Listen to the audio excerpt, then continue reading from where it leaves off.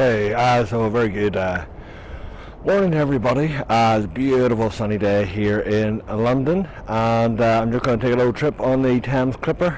So we're here at Millennium Pier, Millbank Millennium Pier, and down the way we have the London Eye and the House of Parliament off in the distance. So it's about a 35-minute trip, so the ferry will be here in a few moments, so we'll just get ready and hop on, and then we'll start again. Let's see, what do we have over here? St George's Wharf down this way. The area across the river is known as Vauxhall, and you can see the police boats out on the river there. London Eye off in the distance. The big tower is the Victoria Tower. The white building with the flag on top of it is MI5, and here's my Thames Clipper, so I'll be back on in just a second. Okay, so here's the River Thames. So we're on board what is the Thames Clipper. This is just a great way to head up and down the River Thames.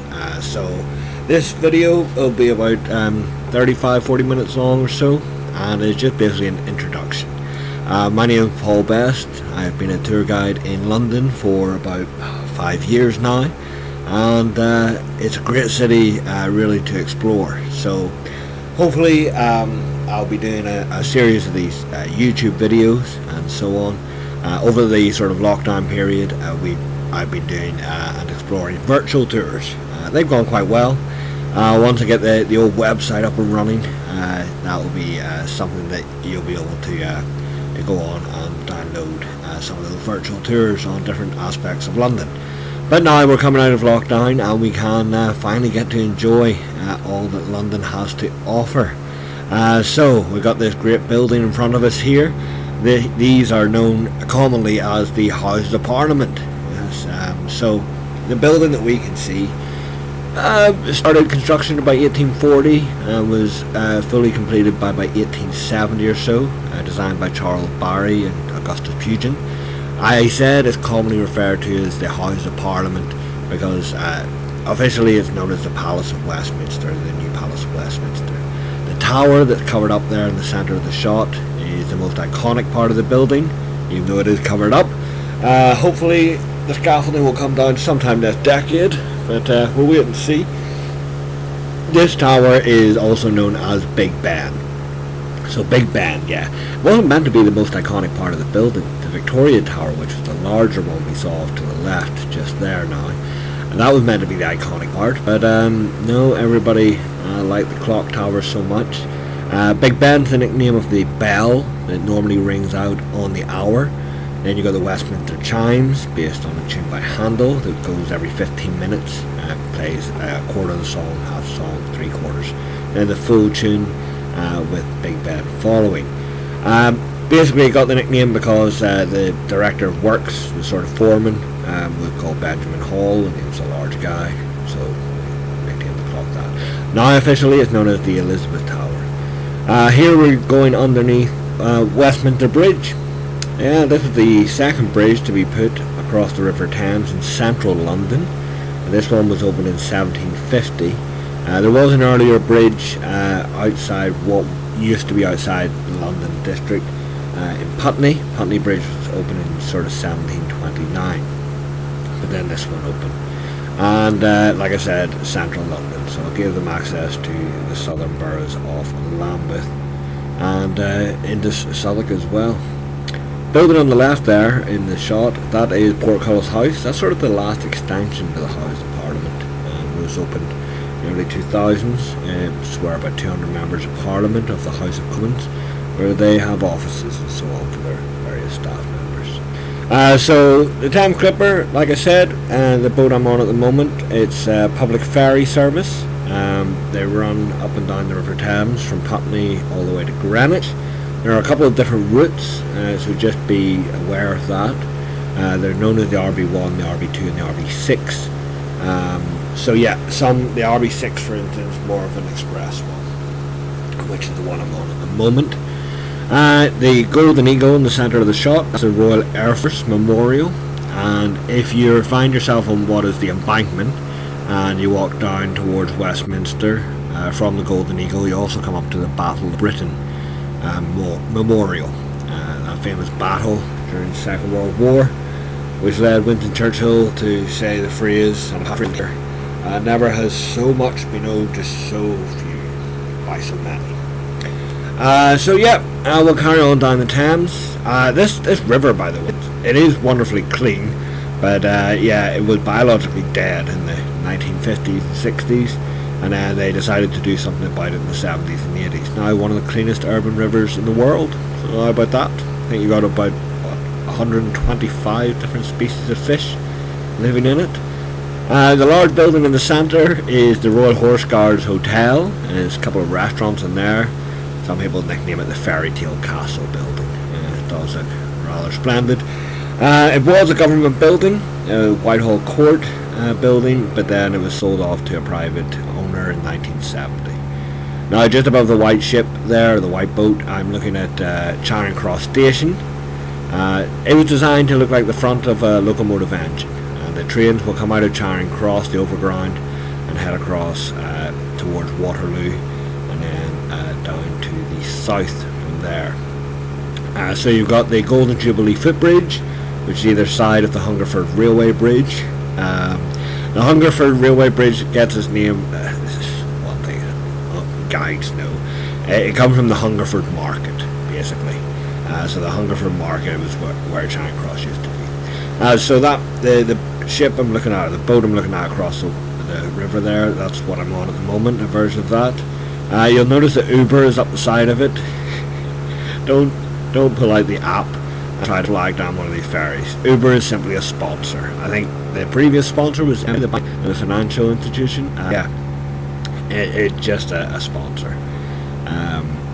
You get, and especially at Embankment Pier, you get lots of dinner cruises and things. Hopefully those guys will start to get set up over the summertime as well. So you go out on the river in the evening, and it does look really well. You know, you've got sort of all the lights on the south bank and heading down towards the Tower Bridge, and then Tower Bridge is always lit up in the evening times as well. It's a nice thing to see. The building I'm zooming in at the moment used to be a petroleum headquarters, Shell or BP, you can double check that. But basically the clock in the centre, one of the larger clock faces in London, and it was nicknamed Big Benzine. So and just next to it, also have Cleopatra's Needle on the river, but I'm sure I'll get a shot of that a little bit closer into it as well. The boat's just getting ready to sort of dock, move in. You can use your Oyster cards, by the way, so you can use that to travel on the Thames Clipper, or if you have, contactless debit or credit cards, you can tap them on. Well, if you are deciding to use the Thames Clipper, piece of advice, there's a big poster, it'll tell you, it'll warn you as well. You never ever tap on until your ferry has arrived and a crew member can sort of see you tapping on. Otherwise they'll ask you to tap on again. So just be aware of that. But they're nice boats, especially a nice sunny day like this. Some of them are fitted with cafes and things, so you can get a alcoholic or a non-alcoholic drink, snacks and things like that. And it's still under the guidelines where you're sitting inside and you have a beer or a Coke or whatever, you can remove your masks. But at the moment, just whenever you're not eating or drinking, just keep your mask on all times. They're a bit more relaxed at the back of the boat. Some of these catamarans have open door spaces at the back. There's another thing as well. I think this lady at the front of the ferry wasn't paying attention. The crew members will announce either to alight or hop off the ferry from the front or the back. So just pay attention to that little announcement whenever you're pulling up to the pier. They'll always give you ample time to get there. Just be aware of that. I think she had to rush past me in a few seconds because they were disembarking from the back of the Embankment Pier. It is more expensive. I would definitely stay out of the four modes of transport the TfL operate publicly. This would be the most expensive one. So you've got the London Red buses, At the moment, I still think they're £1.50 to jump on a red bus and go explore London that way, which is good fun. You know, you got the double deckers, and then you've got the underground trains. They work in a zoning system, so zones, 1, 2, 3, 4, 5, 6, 7, 8, 9, and yeah, so it gets more expensive when you travel from zone 1 to zone 2, and zone 1 to zone 3, etc. So yeah, then after that you've got the overground train system. So yeah, you'll see that on an underground map. There'll be the sort of orange line. So some stations will cater only for those, but a lot will have underground connections with them as well. I think the only one I can think of offhand is maybe Shoreditch and Thames Link and stuff in the city. But yeah, and then after that the Thames Clipper, so it'll be the most expensive out of the four. There's Cleopatra's Needle in the centre. So this is an odd one.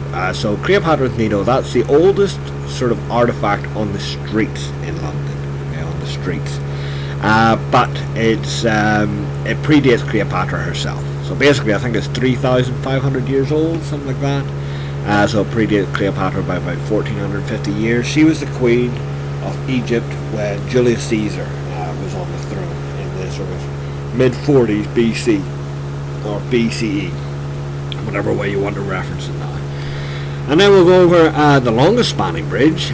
This is known as the Ladies' Bridge. Oh, there's an awful joke.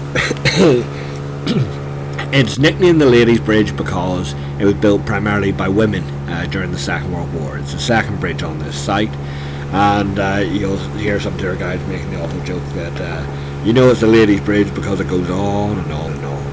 They're just talking about the length of it. But it sits right next to that large white building there. That's Somerset House. So Somerset House was an administrative building that was completed late 18th century, late 1700s. It was used by the Navy. People like Lord Admiral Horatio Nelson would have set foot inside that building. The River Thames used to flow underneath it. And now you've got different things. You've got like the Courtauld exhibition. The Courtauld exhibition is sort of impressionists. They just went through a big £50 million renovation. But Channel 4 sometimes, or other outfits, will set up a cinema there in the summer months. Quite nice. There's a little boat lets us know we're about to enter into the city of London. That's the HQS Wellington. There's a little maritime museum on board. It's also got some guilds on there as well. The cabbies, the black cab drivers, their guild is located on that. And the anchor of the ship is actually based in the city of London. That's right on the border.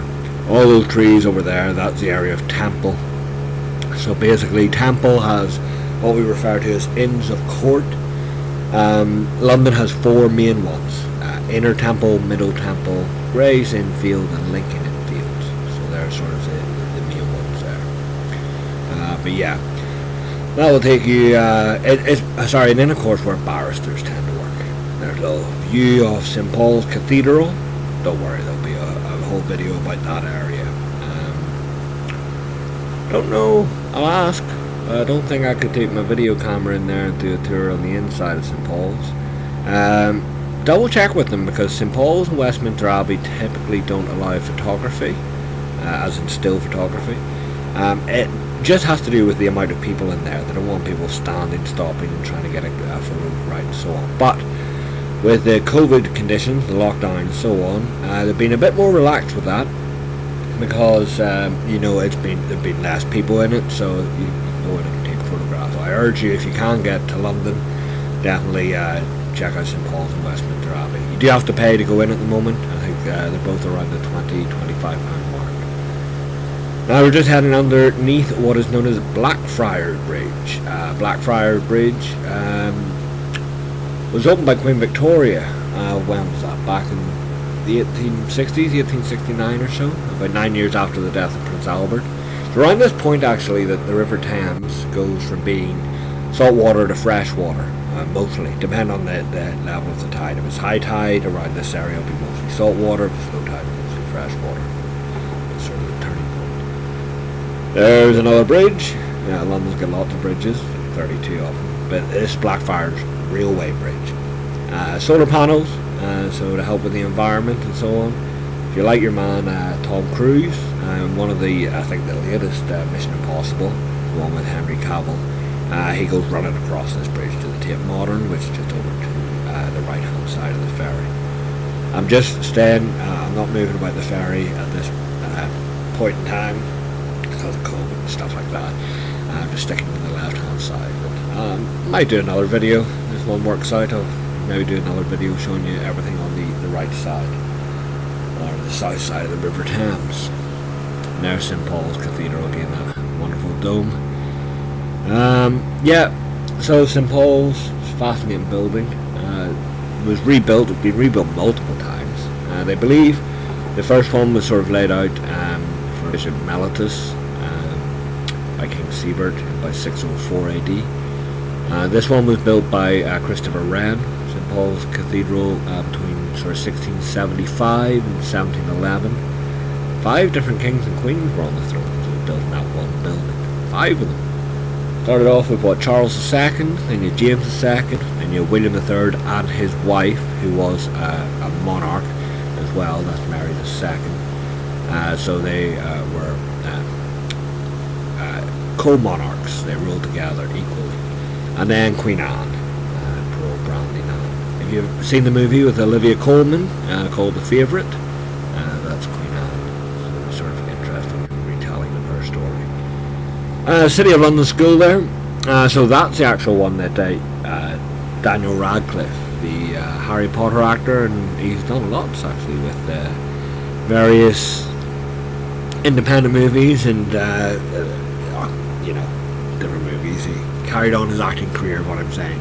But I think many people still recognise the name Daniel Radcliffe from the Harry Potter movies. So that's his school. So that's the City of London School, because we're in the City of London.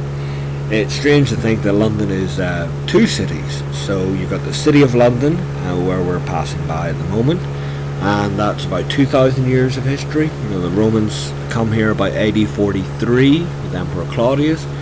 They settle, they build up a Roman fort, they expand as they did, and then after the Romans left in about 410 AD, after their capital city was sacked, then you had the Saxons. After the Saxons, the Normans. After the Normans, you had the sort of Normans, Anglo-Normans, and then the English then. So we were just making our way. Oh, there's the Globe Theatre. One thing I will point out on the right hand side, because I got a half decent shot off it. The Globe Theatre is a replica. Okay, it's not the original. It's not sitting on the original site or anything. The original site's not too far away, just behind on Park Street. But William Shakespeare Globe Theatre was pulled down by Oliver Cromwell when the Puritans controlled London during the Civil War. And a guy called Sam Wanamaker, an American actor, campaigned to get a theatre rebuilt. We did that on that site. One of the most successful theatres in London, actually. What?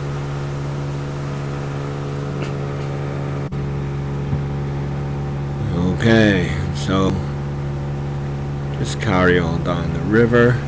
Got a bit of the City of London there, the modern city, off to the right hand side. These big sort of skyscraper buildings. It's going to be interesting, really, after we'll come out of lockdown and everybody gets vaccinated or whatever, and back to normality, I would say. Because a lot of the big companies have realised that, their staff can work from home, and both seem to be enjoying that, maybe a better quality of life. It's easier to do school runs, hang out with the kids and so on, that type of thing, if you don't have to commute. City of London's sort of in this weird predicament at the moment, where of course they want people in the city, in these big, massive buildings, like that tall building in the centre, Bishopsgate. At full capacity, that should be able to hold around 13,000 people. But will people come back in? Will the offices all fully reopen? We'll just have to wait and see. There have been discussions, you may have heard in the news, about maybe converting some of the office spaces in these tall buildings to residential space as well. So just have to wait and see. It'll be an interesting one for them. And the City of London is somewhere, I've done a virtual tour on it, but it's definitely somewhere that you should check out to have a walk around as well.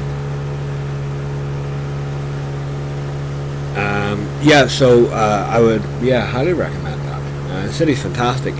What a lot of people don't realise is that these big modern buildings, often to get built, they have to have some public space somewhere in them. So sometimes that will take the form of a rooftop garden or a viewing platform or something, or public art within the ground floor levels and so on.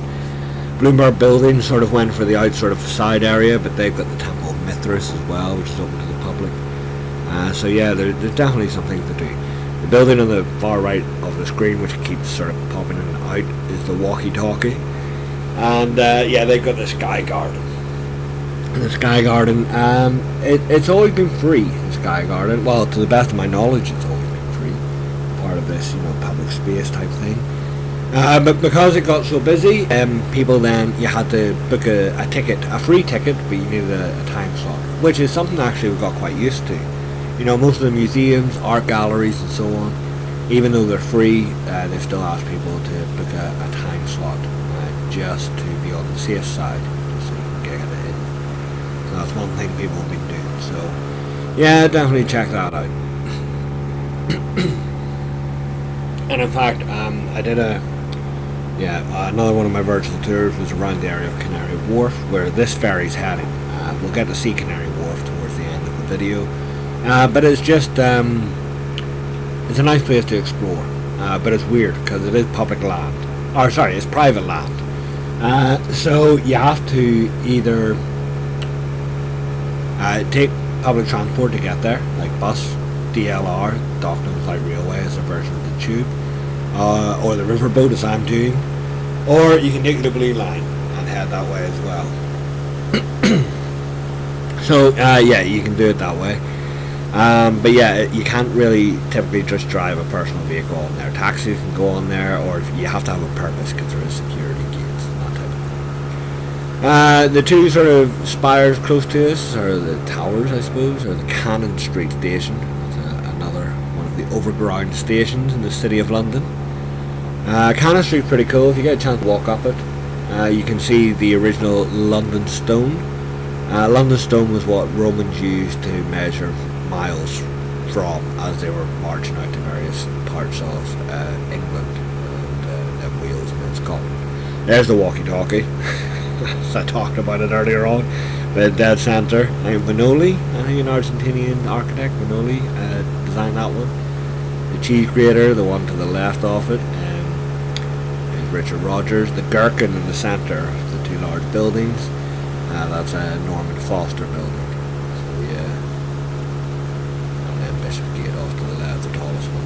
I don't think it's taller than the Shard. I think the Shard is still the tallest building in Western Europe and in England, certainly, at 1,017 feet. And there's us going underneath London Bridge. So that's the oldest bridge. Well, that's the site of the oldest bridge. This one opened in the 1970s. They shipped off the old bridge to Arizona. Just where that large building is, just next to the bridge, Adelaide House, that's where the previous London Bridge sat. And then there's a little church next to it. There's the monument off in the distance for the Great Fire of London, going behind that building. The church spire to the left of the shot, St Magnus the Martyr, that's where the Roman bridge crossed the River Thames back around AD 50. The building that's centre shot now, that is Billingsgate, or Old Billingsgate Fish Market. That's the old market. Whenever, I think Richard Rogers, he was commissioned to sort of repurpose it back in the 2000s, and it became a conference centre, and they had to let it air out for a number of years before they could start going in. Apparently the smell was that bad. New Billingsgate is actually where I'm heading to, down on Canary Wharf.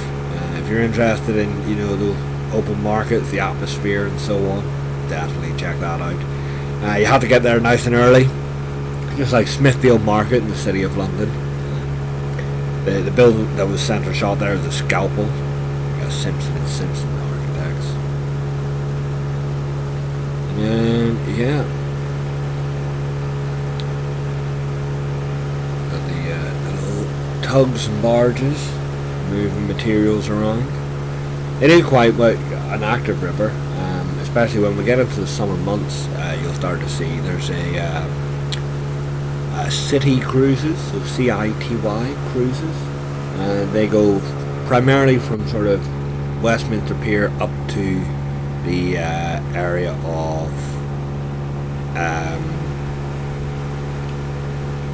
Tower Bridge and on the Greenwich as well. They've got great guides on, but yeah, they're very funny, they're very animated, they're a good laugh, good bunch of guys and girls on the city cruises vessels, so you check those out. I don't think they're operating just yet, they'll probably come back maybe half term, now that more people can sit indoors together and stuff like that. So yeah, they'll get back to that. So actually this body of water at the moment between London Bridge and Tower Bridge is known as the Pool of London, and basically this was one of the busiest ports in the world during the Victorian times, certainly, and even prior to the Victorian times, whenever the Industrial Revolution started to really kick off in the late 18th century, but then developed. Some ships could sit on this body of water here for like 3 months with their goods, and try to wait for a spot to open up in one of the warehouses. Like just behind me, as I'm filming here, there's an area called Hayes Galleria, and it used to be Hayes Wharf, and it was 80% of all dry goods went through that one wharf, so it was pretty spectacular. But there is a large ship that sits on this area to this day, and yeah, I've just got Tower Bridge off in the distance there. Let's see the big sort of naval vessel, so the grey one, slightly left of the screen, now coming in the centre shot. So that's known as HMS Belfast. The Belfast was built in my home city of Belfast, hence her name. She saw active service from the Second World War right up until the Korean Peninsula Wars of the 1960s. Then she was decommissioned and she was brought back to London, apparently berthed here. It's a good hour and a half or so you can spend walking around and exploring, so that's good fun. The building across the way, well, the church spire is in Dunstan in the east, so if you remember that name, Dunstan's in the east, or St. Dunstan's in the east. Track down that little church just off Lower Thames Street where I should point out. And the big building in front of it was the old Custom House building, right on the river's edge, because the Maritime Police, one of the old police forces and customs, you had to pay whenever you were bringing in goods. Most goods to London would have come in to this point by boat, and then they could have been, if they were coming in internationally, and then from London there's a series of canal networks that could have taken it up around the country. And there off in the distance is one of the highlights. Yes, the good old Tower of London. So that's Tower Millennium Pier. Millennium Pier, you'll see some of them called Millennium stuck in it, like at the beginning of the video I was on Millbank Millennium Pier, just because they were opened in 2000 as part of a new project to do this river boat service. But yeah, there's the Tower of London, nearly 1,000 years of history right there, ladies and gents. They're back open again, fantastic, and it's about £25 I believe for a ticket. The organisation that looks after the tower is called HRP, Historic Royal Palaces, so just pop onto their website and double check that. If you're local to London, you'll know you can get an annual pass for all the 5 sites around London, and then there's one in Northern Ireland as well. But it's well worth a visit, like William the Conqueror commissioned the building of the White Tower, which is that large one with the green domes in the centre. His son would complete it, William II, or William Rufus. That's where you'll see the crown jewels. And here we go, just passing underneath Tower Bridge. It looks sort of old, and oh come on, to be fair, it is quite old. What, 137, 138 years now old. There's that glass walkway, you get blinded by the sun there, but you can see it there for a second before the sun blinded me again. So yeah, if you go to the upper levels, you can walk across this sort of perspex, flooring, and look down. It's there mainly for whenever the bascules, the 2 big platforms, closed, just to allow you know, you get a good view. You can obviously walk across and get down to the traffic down below. Always fun if you get one of those open top buses driving underneath you at the same time. You'll normally notice the tour guide looking up and getting people from their buses to wave to the people up in the bridge. It's always a bit of fun. And here we are. So there's St Catherine's Docks just to the left hand side, and I did a little virtual tour in Pimlico. So this was the area where the land was taken from to shore up the land in Pimlico so it could be built upon. Pimlico's pretty much where I started the tour. And then you head into Wapping. So this is a lot of private residential housing now. It can be quite expensive in this area. Really weird. Oh, there's a little view of Canary Wharf. So Canary Wharf is the sort of new financial centre, or that's what they're trying to become. But yeah, they're giving it a fair go, giving the City of London a run for their money. That all sort of kicked off in the 1980s and 90s and so on. But Wapping, so yeah, it was for years. Remember earlier I was talking about how the river was declared dead. So not a great smell, as you can imagine. So the rich never wanted to live by the River Thames. Until it got cleaned up, and then all of a sudden it was like, oh, we'll take over the land. So there used to be a lot of docks, a lot of warehouses here, as you can see from the boats and so on, the ships berthed here as well. But yeah, like a couple of famous people live in Wapping. Graham Norton, famous talk show host on BBC. He lives right opposite Helen Mirren. Dame Helen Mirren. So yeah, it has been sort of gentrified. So you can drive around it, you can walk around it, you can get the tube to Wapping station as part of the overground. But yeah, it's a nice area, and there's a couple of really nice pubs there. There's the let's see, what pub is that? Well, there's the Judge Jeffrey's pub, the Town of Ramsgate. Nice little pub, and the nice thing about it, the Town of Ramsgate, the Captain Kidd, and the Prospect of Whitby is they all have sort of riverside terraces as well, so you can come out, sit next to the river whenever it's actually what I'm looking at is called Pierhead. That's where Graham Norton and Helen Mirren live, in that area of London right there. So yeah, basically yeah, the pubs are great. They've got Riverside. Not Town of Ramsgate is not the biggest, but it's so quiet. You know, you get a nice afternoon. Go down there, you know, to get a little seat outside. Very friendly staff. There are historic places. Town of Ramsgate is named after literally Ramsgate, the town, because the fishermen used to, you know, come to that area to offload their goods. So they would have used it as a local pub, and then eventually it would just take on the nickname, and therefore Town of Ramsgate is what you got. So yeah, Captain Kidd was named after Captain Kidd, William Kidd, Scotsman, who was classed as a pirate, and eventually he was captured in New York City and brought back to London, held in Newgate Prison, and then executed down here on the river, what is known as Execution Dock. So for pirates, execution was a little different. Basically, you'd be not hung by the neck until you were strangled. You'd be tied up on a gallows and then lowered low tide to the River Thames, and then the tide would come in and wash over you maybe like 3 times. So for hours and hours and hours. You'd always die the first time, but then your body would get bloated, and it became known as a whopper. So just because of the name Wapping. The blue and white building just to the left, that is the Maritime Police. So they're the oldest official police force in London. We had what is known, or what used to be known as the Bow Street Runners. So the Bow Street Runners they were sort of like a private police force. Before that you have the Watch, and you have soldiers and so on. And then the Maritime Police were set up to protect the water, because, you know, that's where all the money is, that's where a lot of the theft happened. That's why they were set up. And then in 1829 you would eventually get the London Metropolitan Police, the first police force to be formed in Britain. The City of London Police would come along a little later on. So yeah, this is all, you know, once you pass Tower Bridge, then the boat can sort of turn up its engines and start to move a little bit quicker and so on. But yeah, it's amazing. I just got such a nice day for it weather-wise.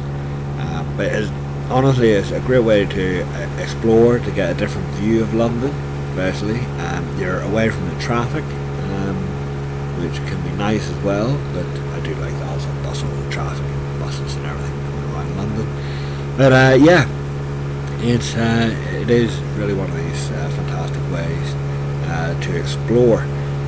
Like I said, I'll maybe do a video all around sort of Greenwich area, which is it's not much further down the river than Canary Wharf. I'll just head here to get photos for a virtual tour. But yeah, I might do that, a video on Greenwich as well. You can get there a few different ways.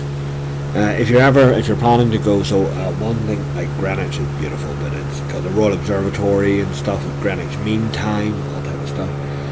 But it's also in the area has the O2 Arena, so concerts are starting to get listed again. If you ever find yourself at the O2 Arena, you can take the Thames Clipper back after a concert. It's a really good way to do it. That little pub, sorry, I just zoomed in on the left side of the screen and zoomed out off there. That was the Captain Kidd. So yeah, next to Kitchen Dock was sort of roughly just in front of us there. But yeah, a lot of these buildings that we're looking at, these private apartments, have been turned in from old warehouses and converted. Sometimes they pull them straight down. The rocket. Those red boats, those ribs there, they do tours. Yeah, so it depends how brave you are. By all means, I think they're called just rocket tours, TOURS. But you can look them up if you're feeling a bit adventurous. They'll whiz you up and down the River Thames, give you a bit of commentary along the way, and so on. So that's good fun. But yeah, it's a good way to see it. But anyway, so this is going to be, by the way, probably the longest video I'll ever do on YouTube. People on YouTube don't like sitting around for 30 minutes, 40 minutes or whatever. So in the future, the videos I'll be doing will be, sort of 10 to 15 minutes. Just little interesting guides to walk around London, to navigate. I'll focus on different sort of themes, which a lot of the video tour guides do. So yeah, we'll just explore London in that sort of fashion.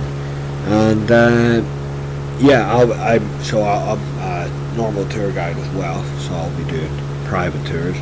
Like I said at the beginning of the video, when I started this part of the narration, I'm working on a website, so I'll get that up and running when I do. I've got the name, I just haven't made it public. Yeah, as in, if you type in bestwalkingtours.org, that'll be the website, but it's not active just yet, but hopefully it will be in the future. You'll be able to book private walking tours with myself for half days or full days, things like that. I plan also to sort of schedule just normal tours, so it makes it a bit cheaper, if I just do like a 1.5 hour rock and roll tour, for example, around Soho. So I'll be doing things like that on fixed days, so say like a Wednesday, I'll do like 2 or 3 rock and roll tours, so people can log on to the website, check that out as well. Yeah, and then hopefully whenever things start to pick up, we'll start, to operate the out of town tours, different companies as well. So if that starts up as well, that'll be nice, and I'll leave details and pricing and stuff like that for those other companies. I'm just a freelance guide, so I'll just work with different companies and that type of thing, but it'd be nice to have like a central hub of information then, just for the best ways to go about it. Also, if you haven't, you can go on the open top buses as well. They're good fun. If you get the right weather for it, they're good. Just keep an eye. There's 3 big companies in London. There's sort of premium tour, there's golden tours, there's the original tour, big bus. I think those are the 3 big ones there, so you can check that out as well. But yeah, other than that, I'll leave you just with, in a second you'll get the view of Canary Wharf, and you can check that out as well. Don't think I've anything else to add. Like I said, from now on, the tours will be, the video tours will be a lot shorter than this. This is just sort of the introductions. See if you like it. See if you're gonna stick around, and hopefully, yeah, I'll make some more videos and hopefully aim to post them up, you know, once a week or so. Get one up for you. So yeah, I'll do all the YouTube stuff. I'm just learning this stuff at the moment. So yeah, there'll be all that subscription, you know, ring a bell or whatever it is, that type of thing. So yeah, Canary Wharf's just coming into view here. It's great, their pubs and restaurants have opened. They've got a really good selection. This all started off, you see that big triangular building in the centre of the shot, One Canada Square, so that was the first big one went up, and then the buildings either side, HSBC and Citibank, went up after that in the 1990s. The big project, sort of Heseltine and Thatcher sort of concocted this in the 1980s just to try to use up the dock. Okay, so thank you very much for watching, ladies and gents, and yeah, take care until next time. Hope you enjoyed the video.